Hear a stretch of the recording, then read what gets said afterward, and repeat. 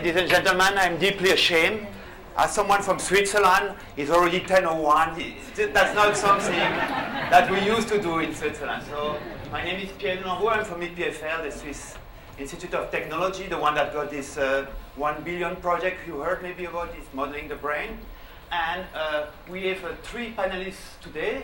Jim Witte from Illinois, Yvonne, I say the French way, Yvonne Belanger from Duke University, and from Coursera we have Tom Do. So we talk about data. We are academic. We love data. We put data in a coffee. We brush our teeth with data. Even our dogs love data. But what do we do with it? That's the question to do. What do we do? Which data do we use? What do we do? And when we discussed with the panel members, we came out with these 3 main functions. We use MOOCs data because we run MOOCs, and we want to know how things are going on and to regulate if things do not run very well. First function. Second function, we have universities that run several MOOCs, and we need to guide the MOOC strategy of our university. So it's more the macro analysis. And finally, we are researchers who like to learn more about learning. And today, each of us will present 3 slides. And these 3 slides illustrate, not one by one, these 3 functions that we do different things. And these are not mutually exclusive functions. That will be the first part. And then, of course, one of the goals today, because we speak to Coursera, is to say, maybe there's some data we don't get from Coursera, and we would like to, and that's the right opportunity to do it. So before to start, let me just ask you one question. We have no clickers. Maybe you can still raise your hand. That will be good. So let's imagine a standard MOOC.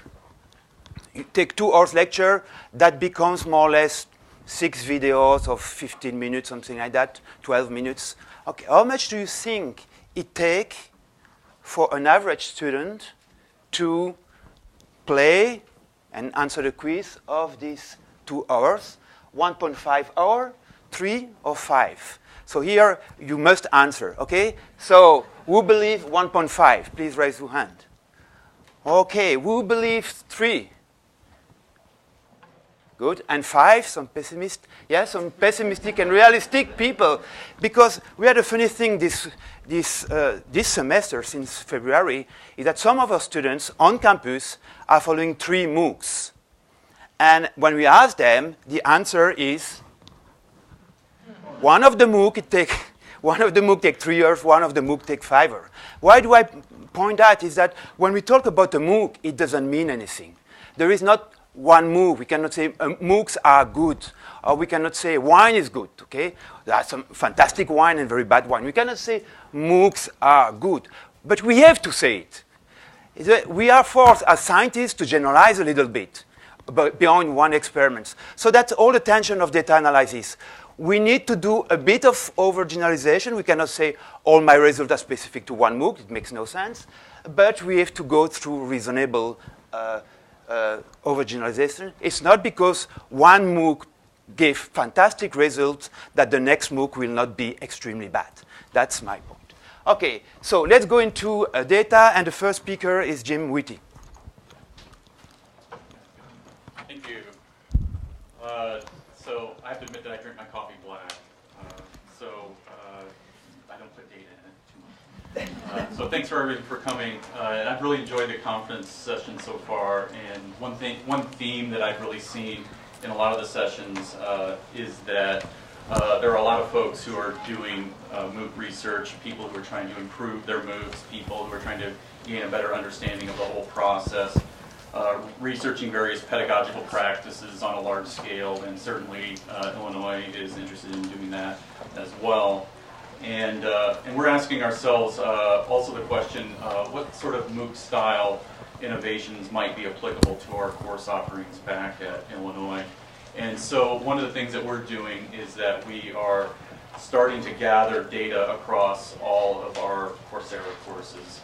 And as we go along, we're building a profile of who is taking our courses and what their motivations are and what their perceptions of the course might be. So it takes the form of, right now, we're started with 2 surveys. And so one of the things, I won't bother you with all the data. We did a poster, and you can hit me up for information later on. But one of the takeaways that we saw early on was that we had to prepare for an international audience, and there was a whole panel on that, so I won't belabor that point. One of the interesting things that, obviously a takeaway would be that you have to choose courses that have a global interest. You have to be able to, pay attention to things like captioning. And we also saw on the distribution of countries, as we saw who is taking our courses, one of the curious things that we saw was that we didn't see some countries like China really well represented that we thought we probably ought to see. And so that's one of the things that we're going to be following up on. So, and we also saw that the exact distribution of who is taking your course varies a little bit from course to course. And so we know that you're going to pull people from different parts of the globe depending on what your course is about, apparently. Another interesting fact that we found is that the mean number of years of schooling for, and this is pretty constant across all of our courses, is 16. About 75% of the people who took courses from us have a bachelor's degree, 40% have a graduate degree. So clearly we're reaching an audience that already has access to education. So we're going to, that has implications. We have to think a little bit about what might we want to do about, what are we going to do about choosing courses and topics to appeal to other demographics. At the end of our course, we do another survey, and I have a couple of happy quotes up there. One of the things that we found, we also asked a question, something along the lines of rate the quality of the course, and we got really good, very high positive reception. Something like 88%, but we don't really know what that means right now, right? Because we don't really have any comparative data. And so I think, and we mentioned this, and I think in our last session that I attended, it's really, we're at this point where it would really be helpful to have comparative data. It would really be helpful to be able to talk to other institutions and start assigning meaning to some of the numbers that are coming in so that we could really find out whether these results are typical or good or whatever, right? So that's something I think that we would really be interested in looking at what other people are seeing and trying to compare experiences. So that's great. I mentioned that we're interested in doing some sort of research in pedagogical practices. We're doing an A/B test where we have two versions of the same course. We don't have the results on that yet, but we expect that once we design a course and we re-offer the course, that we'll probably do more and more of that sort of thing down the road. So that's something that we're hoping to do more of in the future. And then finally, I just kind of wanted to talk a little bit about some of the challenges that we're facing. So, it is difficult to manage large amounts of data from several courses at the same time. Not so much because the files are big or anything like that, but I'd say that we're still on the learning curve when it comes to making meaning of the data. It's probably fair to say we don't recognize the potential of what we can do. It's just really large scale. But we're feeling pretty good about our efforts. And we're bringing back valuable insights to our campus about MOOCs in general and about MOOC design specifically. So. Thank you.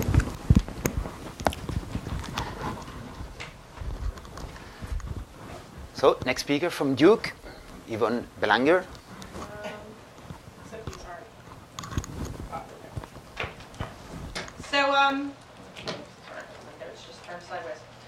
So I think most of you know that Duke started doing MOOCs this academic year, back at the beginning of the fall. By the end of June, we will have offered 11 MOOCs plus repeats of 2.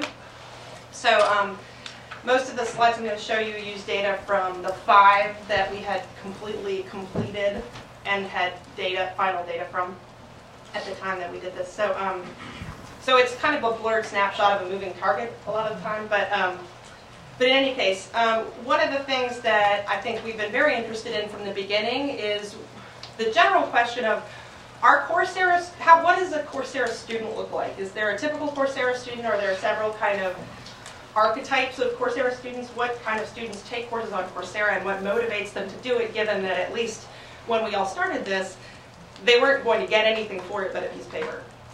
Obviously that's still not entirely true now, but in any case, what I thought was interesting is that at the end of the course, like Illinois, we do an end of course survey, and that we saw a remarkable amount of consistency in most cases about what the students said had motivated them to take the course.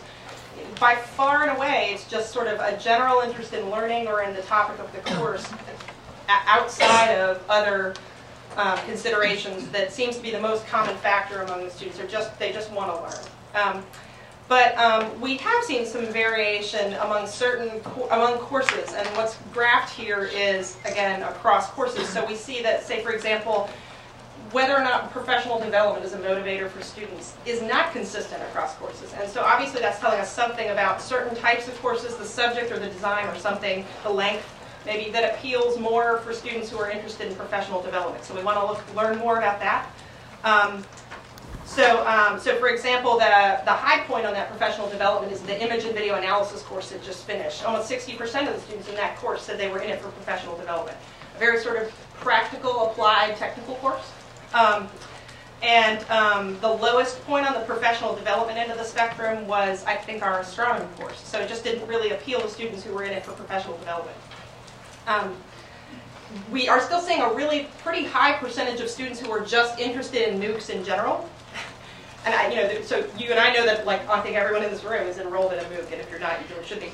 So, so I think we think that proportion of people who are there just because they're curious and they're trying to learn about this phenomenon and they're not actually interested in the course per se might drop over time, but we really haven't seen that drop. It's pretty sustained at like 30% of the students in the course say that at least part of their interest is, I'm just curious. So, I mean, I think that's an important thing to point out when people start making assertions about retention. It's like, well, if we have a 30% of our student population who say they're just curious, I don't think we should be terribly hurt if they might not do all the course requirements. So, and we are still seeing pretty low numbers for students who say that they're in the course because they're geographically isolated or can't afford formal education. It's not an insignificant number, but it still hovers around 10 to 15% across the different course populations, and it's pretty consistent. So, we also are looking at sort of whether there are any indicators that we can look at that would help us predict what the completion rate of a MOOC is going to be at some point before the end of a course, right? So these 4 different metrics are ones that we've sort of played around with. Well, is this a good predictor or not? And peak enrollment is not a particularly good predictor. And when I say peak enrollment, I think everybody should be aware that, especially if you leave the enrollment in your MOOC open, it's hard to say what the enrollment is. It's a moving target, right? So there's the enrollment the week before the course, there's the enrollment the day it goes live, there's the enrollment 1 week in. Which number do you use if you're using a denominator? So we also have the percent of people who viewed any lecture, and the percent of that population who completes. Again, not a very good predictor, not a very strong predictor. One thing that seems kind of consistent is how many students are still watching the lectures at the midpoint. We're seeing that is 30%, give or take, will tell you how many students you might expect to actually be there at the end. And then, sorry, that's not my slide. Okay. One of my slides is missing.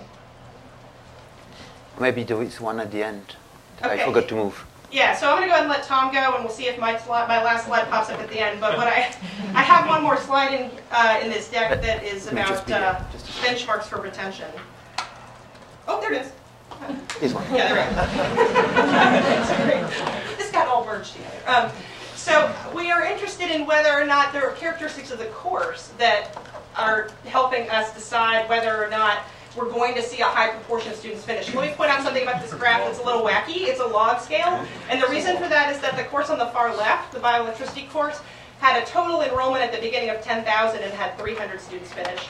And the one in the middle, think again, had a peak enrollment of almost 180,000 and had about 5,000 students finish. So I had to come up with some way to get those both on one chart so we could see this. So in any case, I think what's interesting to me about this is that I see in the first 3 courses a sort of similar pattern of fall off, right? But then it's not repeated in the last 2 on this chart. And I'm not entirely sure why that is, but I think it's interesting that we see that, for example, the far right course, Image and Video Processing, seems to have retained more students than you might expect in terms of actually earning the statement at the end. And there are some things we know about those courses and their design that might explain that. But it might also be that it's a technical course. I just don't think we have enough data yet to know. So in any case, this is just by way of saying these are some of the kinds of things we're trying to do now that we have data about more than one course and courses in different disciplines. And like Illinois, we would love to be able to take our data and say, all right, well, you have a practical technical course with lots of professional self-development students in it. Can we compare it to ours that's like that? And see if we're seeing some of the same patterns. So I'm going to let Tom show you his... Thank you. Yes, thank you.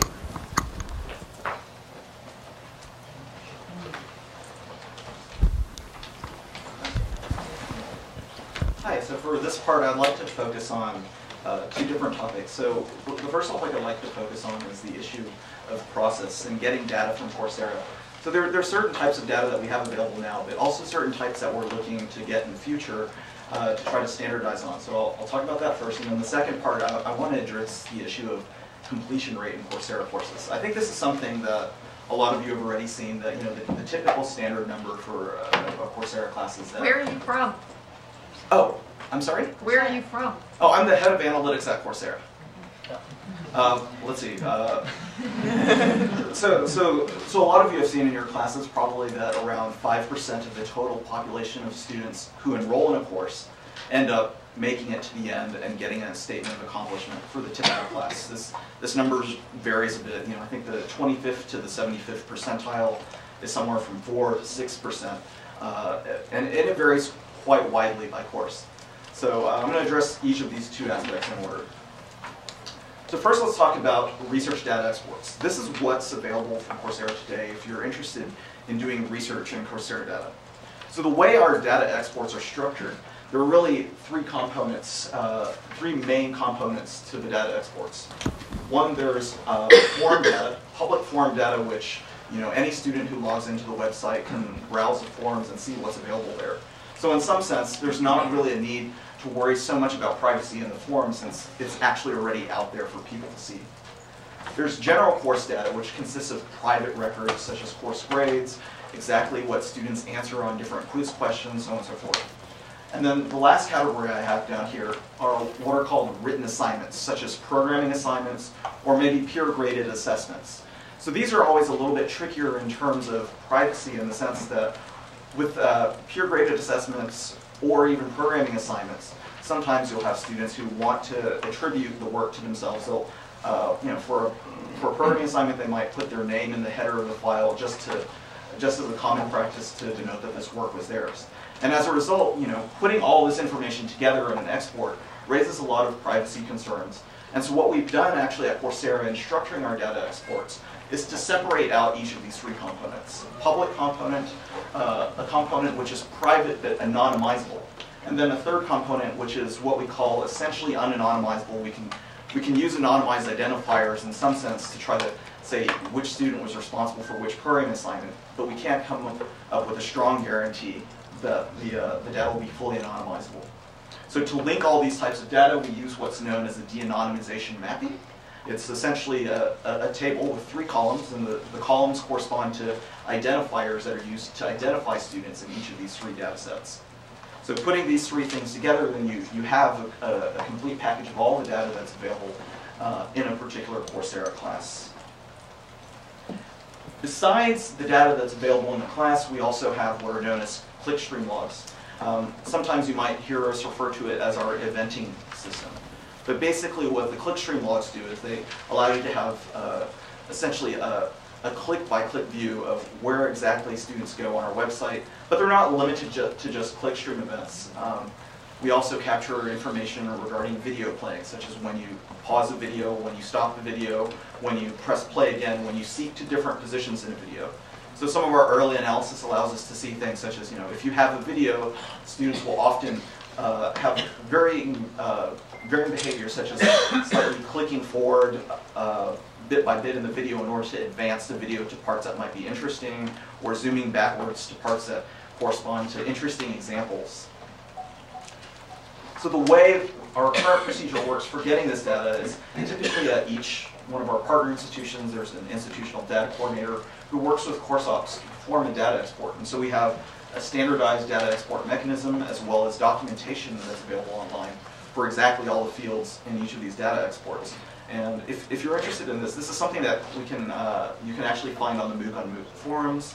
There's a sub-forum for learning analytics that has links to this documentation. Okay, so now that I've talked a little bit about the data that's currently available, later we'll talk a bit about the different types of data that we're interested in collecting. One of the areas that I'm very interested in is survey research, and I think Jim has a lot of really interesting insights in this area, so I'll leave that to the panel discussion a little bit later. For now, let's talk about the issue of completion rate. So I only have one point that I want to make about completion today, and that point is largely that when we talk about completion, one thing that we often fail to account for is the notion of student intent. So what you see here in this particular graph here, this graph is a heat map that shows different types of activities that students participate in aggregated across around 86 Coursera classes.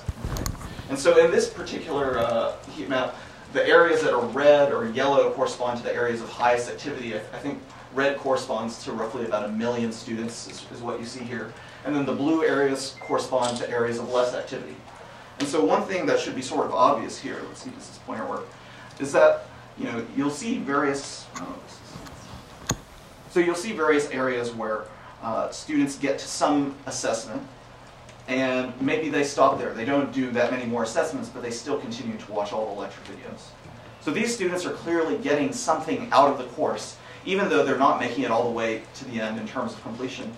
And in fact, by far the dominant behavior is for students to actually just go and watch lots of lecture videos and not necessarily complete all the assignments. So clearly it's not the case that everybody's on a straight path from 0 lectures and 0 assessments all the way through all the lectures and all the assessments in a class. Another way of looking at this, and I think I've been warned sometimes that I speak a little bit too mathematically, and I was considering actually putting subtitles for this, but I think someone warned me against putting subtitles if the subtitles are in C, C++. Right? So anyhow, so this particular graph here shows the lecture retention behavior. So this is just looking at lecture retention alone, not even looking at assignment data. So what you see here on the x-axis corresponds to the total number of lecture hours in one particular class, and the red curve corresponds to the number of individuals who managed to get to a particular number of lecture hours. And if you want to do a simple exponential fit, where you assume that people drop off at some constant rate, then you get the blue curve here, which is not that great of a fit to the empirical data. But then when you make such a simple assumption, such as assume that there are 2 different populations of students, then you actually get much better fits. And we've done this across lots of classes, and in every case, the answer is pretty much the same, that doing at least a 2-component mixture model will really get you much better fits to what's actually observed in practice. So what does this mean? Does this mean that there are really 2 populations of students? I don't necessarily think that's the case. But what we know is that the population of students doesn't seem to be homogeneous in some sense. It seems like there are, even with watching just lectures alone, there are people who are going to be highly motivated and will tend to make it towards the end, and those who might drop off more quickly in the beginning. So understanding the differences in student commitment and intent is very important, and something that we can see implicitly through student behavior. But more generally, let's see, where is this? Oh, am I? Was it in the middle of yours? Okay. So more generally, we can actually get explicit indicators of student intent. So I'm going to show here 2 different panels. The one on the left here is was one measurement that was taken in one of our classes where the instructor, we didn't have this particular course on this particular question on our own pre-course surveys, but the instructor actually had in place a question on a pre-course survey that asked about student intent. And the question was largely, what do you plan to accomplish in this class? Do you plan to watch some of the lectures? Do you plan to do some of the assignments if you have time? Do you plan to actually accomplish all of the assignments? And what it turns out is that if you look at students who actually say at the beginning of the class that they're willing to do all the assignments and do all the lectures, regardless of the level of commitment, you see a much higher completion rate than you do in the overall class itself. So here, on the right-hand side, you see maybe around 2% completion in the overall class compared to 24% completion in the population of students who explicitly said that they were interested in finishing. But I think the answer is even more striking when you look at situations where you not only assess what students' intents are, but also their level of commitment.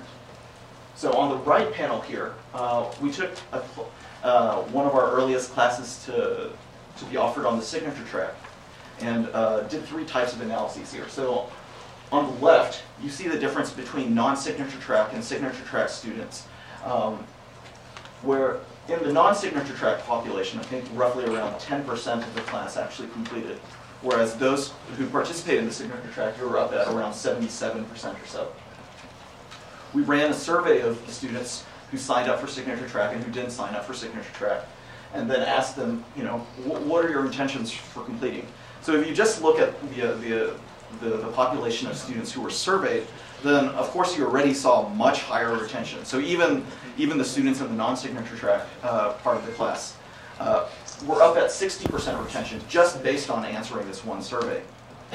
But then finally, when you account for commitment, when you account for students who said, I'm going to watch all the lectures, do all the assignments, and I'm highly committed to doing this, you still see differences in the completion rate. So I think for signature track here, it was roughly 84-85% versus, for non-signature track, it was roughly 84 to 85% versus around 95% for students in the signature track. You might, oh sure. So I guess the point that I want to make here is that by understanding, explicitly what students are interested in through means such as survey mechanisms or through watching their behavior in signing up for signature track and other types of mechanisms that indicate their willingness to complete, then we can get a much better sense of exactly how likely students are to complete and measure our classes more accurately. But then the final point that I want to make here is that even with completion rate, even if we find the right denominator by which to measure completion rate, one difficulty that we're always going to face if we focus only on completion rate is a problem that completion really applies to only a very small percentage of students in some sense.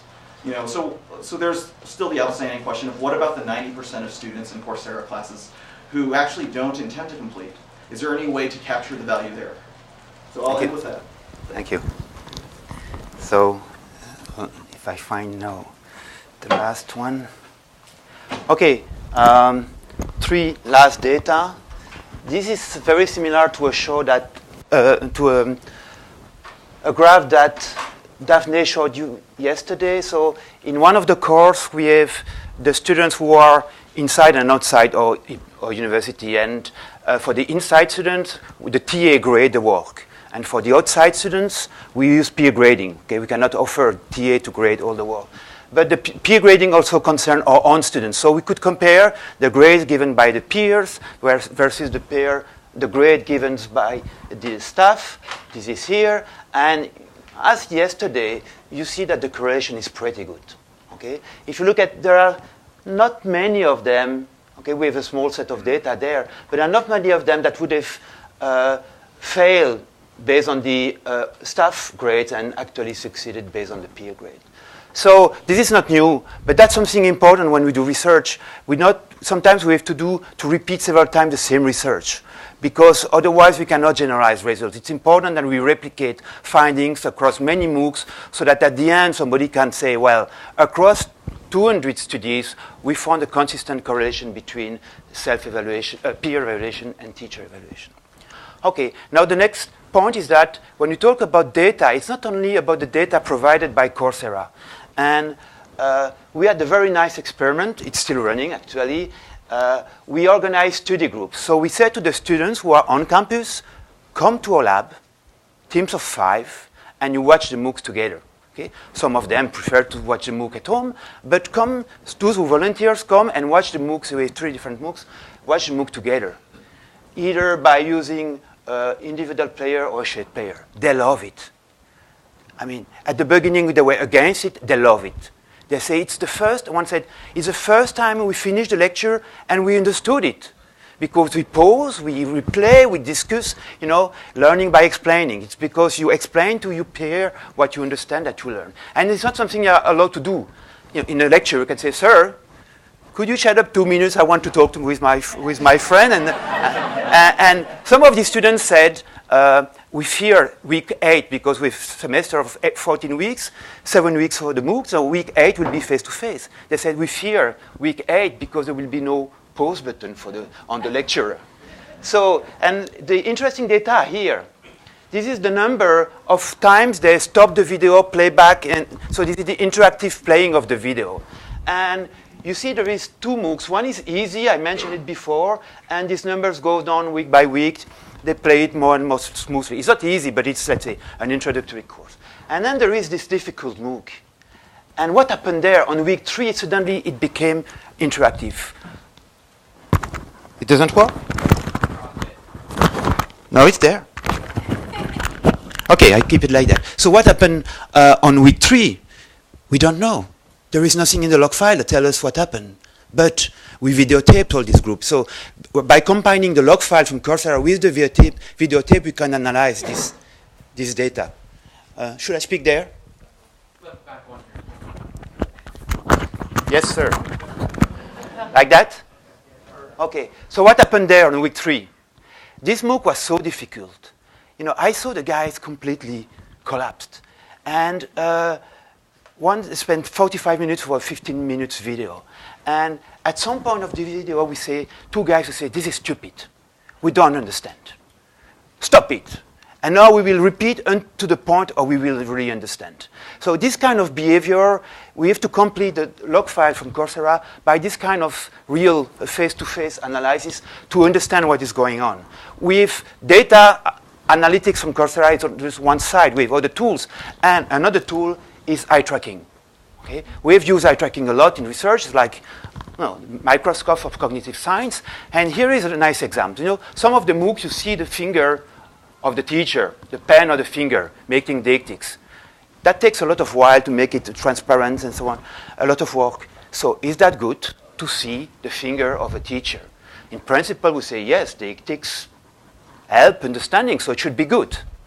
But we don't believe in principle, we believe in data. So is it good? And you will see the video, we overlap the gaze of 4 learners. So there are 4 machines, 4 learners are watching a MOOC, and then we overlap, you will see the gaze of the 4 people, and you will see when the teacher is using the pen and speaking at the same time, you will see the effect of the deictic gesture on the distribution of gazes. It lasts only 30 seconds. So they are distributed. Then the pen arrives, and all the gaze for the guys. And then he does not mention that anymore. Then he comes back, go away. And at the end, he comes back again. Okay. So this again, research on MOOCs is not only the log files, but it's very interesting to use external data to give meaning to what's happening in the log file. I have 2 open positions for postdoc and 2 PhD positions. If you are looking for a job in Switzerland, we ski in the morning, we sail in the afternoon, with great wine in the evening. Okay, so a lot of information. I propose that we first have a question related to the 3 talks, and then we can have more questions to Coursera to what else we would like as a research scientist on MOOCs. So, yes? So your eye tracking, so was it good or not good that they focus on? We can... What's your interpretation? Good, because no, it's not the pen. It's the pen. There is no, I did not put. It's the pen and the voice. If you say, let's imagine if I say, do you like this water? And you look at something else, and I will understand that you misunderstand. I will say no, this one. So the gaze is is a good predictor of understanding. And we had some other research where we could predict the level of students based on the way they look at data. So the fact that there are, we call it with-me-ness. When you are a teacher, what you feel when the guys are with you. And the question is the student really with the teacher, following what is meant, pointing to? So it's rather good.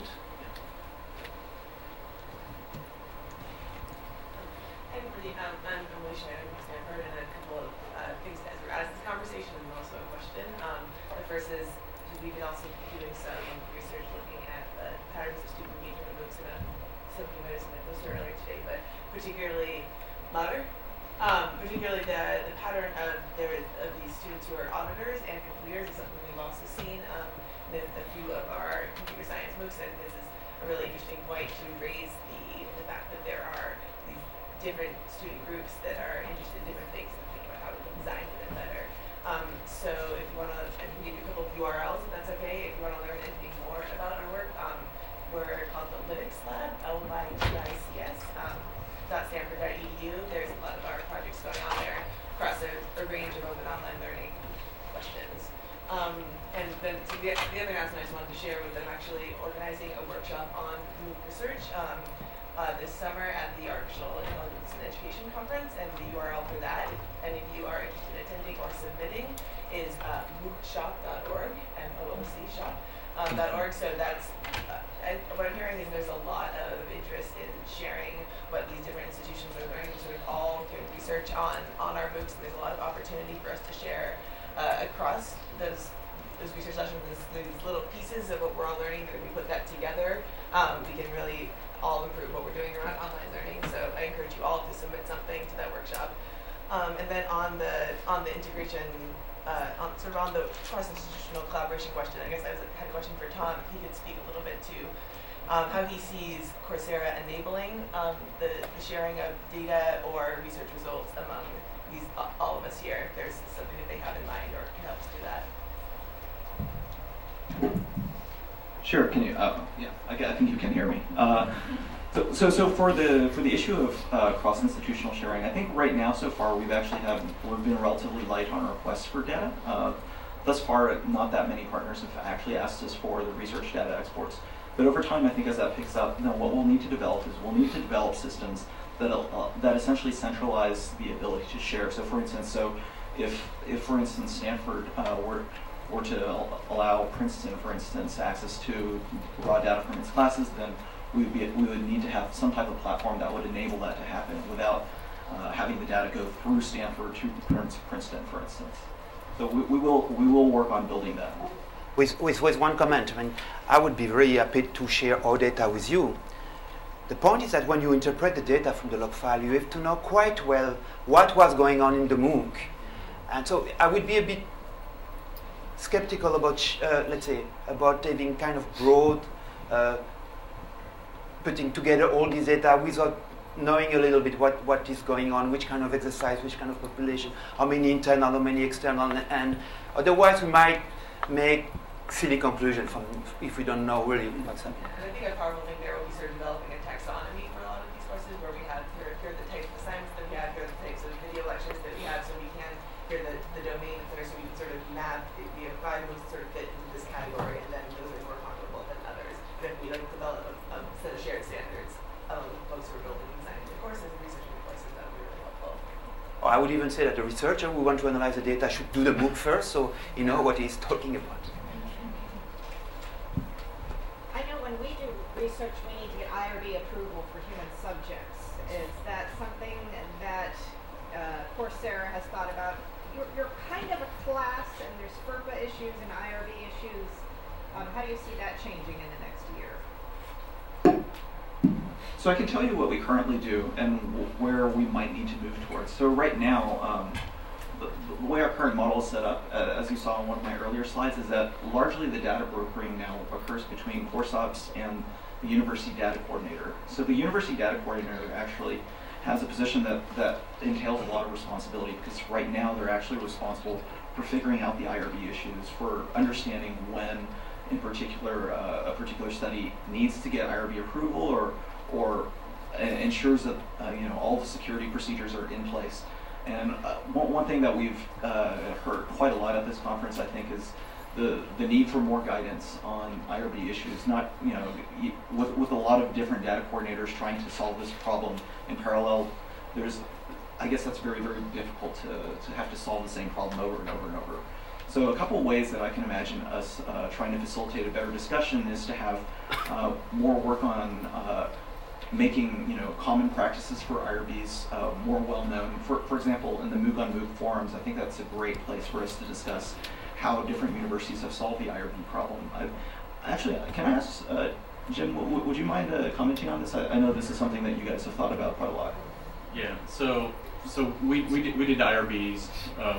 We actually have 2 of them for the work that we've been doing, and it has been a lot of work because Coursera is new, and our IRB needed to kind of wrap its head around what we're doing, and so did we. And the relationship that our university has with Coursera is a little bit different than anything that we've done before with our typical research efforts so far. So our strategy, just for the work that we did, we actually broke it down into 2 separate IRB protocols. We did one for our surveys, which was relatively straightforward. There are issues one of the issues that we had to wrestle with a little bit had to do with informed consent. And so when you do a survey, informed consent is pretty easy. You just don't take a survey and you're good. When you're trying to get access to records, to login data, that's the part where we've been working a little bit more with our IRB to try to negotiate or explain or whatever you want to call it. And as you probably may or may not know, the Coursera terms of service state that if you use the Coursera platform as a student, then you agree to your data will be shared with partner institutions. And so one way of thinking about Coursera, you can kind of think of it as like this huge experiment. It's not uncommon to give away free services in order to see what the results are, like free counseling or free gym memberships or something, so that you can then do research on what the results might be. Obviously, we don't do these kinds of things at the University of Illinois. You can't make access to a course contingent upon participating in a research study. So this is the part where we were kind of negotiating around with our IRB, but we think we're there. So that's kind of been the run around there in terms of the back end IRB part for the things like logins and performance data and that sort of thing. I hope that helps a little bit. Yvonne, you want to say? Sure. Well, we have a couple different things, and it kind of depends. This has been an ongoing conversation actually for many years with our IRB about when they do and don't want protocols, right? So, because sometimes when we're doing program evaluation or program assessment, they explicitly tell us they don't want to see protocol for that. But this is one of those areas where we're like, well, it slides very quickly from program assessment into research. So in most cases, it's made more sense to do protocols at the level of the course, depending on what kind of research questions are happening with that course. So for example, the irrational behavior course has a whole lot of research components to it, and so they have a specific protocol for that course for the kinds of research that they want to do. Then we have a different course that has research requirements that are related to having external grant funding for that course, and so that course has its own separate protocol because it has a different set of so in most cases it hasn't really made sense. We haven't really done any blanket protocols. We're still sort of negotiating about what kind of institutional research do we really want to do, and until you really have some research questions articulated. And so more of what's going on is a lot of communication with the IRB chair about when we're at the point when, are we doing secondary data analysis here on anonymized data, in which case they say, in their interpretation, that's not human subjects data, right? So we love that interpretation. That's their call, not ours, right? So it's complicated. I think mainly the key thing is to start a conversation with your IRB chair and figure out what needs to happen. And I think it's going to get more complicated when we start doing interinstitutional things. And I think that's where it's going to get very helpful if Coursera can provide templates that have been developed about data security and data management practices and those things that we can all share so that we're all using the same practices for security and access restrictions so that we can inspire confidence in our IRB that we're doing due diligence to protect the human subjects data. I don't know if you can answer from that question, but I have been open-minded about the IRB, the whole IRB, why it is so important, and I think it should be important when research is done within a university and not within a company. So, I mean, I had to deal with that. I realized that I had to go through an IRB process to collect data that Google collects on a daily basis, right? And also Coursera, I mean, maybe that's a question. So Coursera has presented data here. Have you gotten an IRB for presented data that you present? Sure, no. So we don't have an IRB in place at Coursera. And actually, maybe I should speak a bit about my prior experience. So prior to joining Coursera, I was a research scientist at a personal genetics company called 23andMe. And at that particular company, we actually had to go through the IRB process in order to do our research. And there it was largely a publication requirement. In particular, when we first started doing our work, we consented participants according to our terms of service, as well as an explicit consent document that we had created that was completely separate from an IRB-approved protocol. But it turned out that that wasn't good enough in order to actually get published in journals. And part of our directive there was actually to actually publish academic research. And as such, that's when we went back to the IRB. So I think that might explain a little bit of the dichotomy that you see between a place like Google and, for instance, medical research or educational research here. Cosmelli from Sapienza University. And when you have to deal with a big amount of data, many variables, of course you can have different results. Also if you perform a fair statistics. How do you plan to solve this problem? Apart from defining before, for instance, what's the definition of successful? I mean, in physics, what we do is just the raw data are open to everybody. So everybody can use the data. What's the way? I mean, on solving the different way to make statistics out of data. Maybe it's not a question to Coursera, it's a question to people who publish. Yeah. And when there is a move that when we publish, we should put the data somewhere available for inspection, that has been done in physics and it's not really done in education and learning technology. That's not really the Coursera that prevents to do that. It's not a tradition in educational science to put all the raw data online to let people check. Yeah, you're right. We have a few minutes left. I heard a lot of voice about the forums on Coursera. People wanted to have other things or to criticize some aspects. Not the forums, the survey tool. And so you have here Ryan from Coursera, Tom, and many other Coursera people. So if you have some suggestion to make, it may be the right moment. Jim, you were one of them, no? Yeah. Yes. So obviously they don't have a full body real survey tool built into the Coursera platform, and we've been doing our survey research using an external survey tool, Survey Gizmo, in part because that's the survey tool that we use for our other survey research, and it has the features and functionality that we need to do, population control and that sort of thing.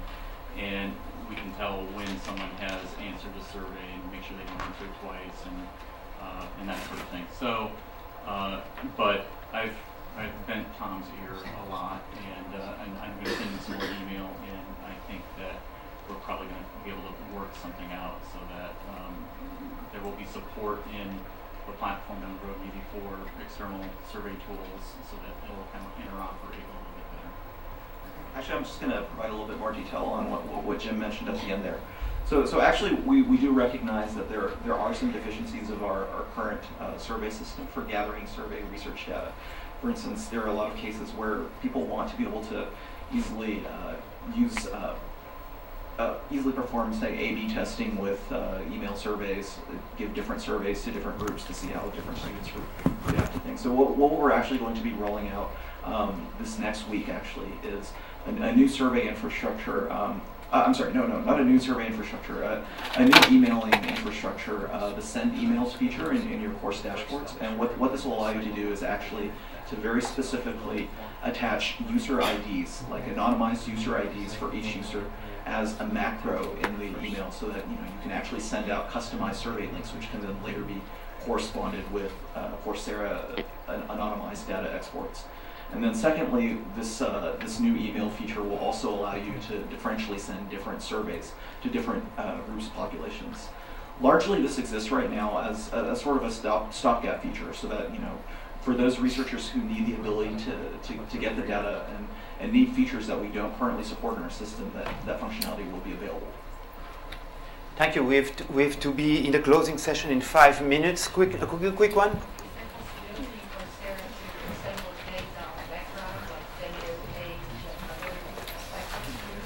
So demographic data. We'll be doing that as an external survey. Okay, thank you, panelists. Thank you very much.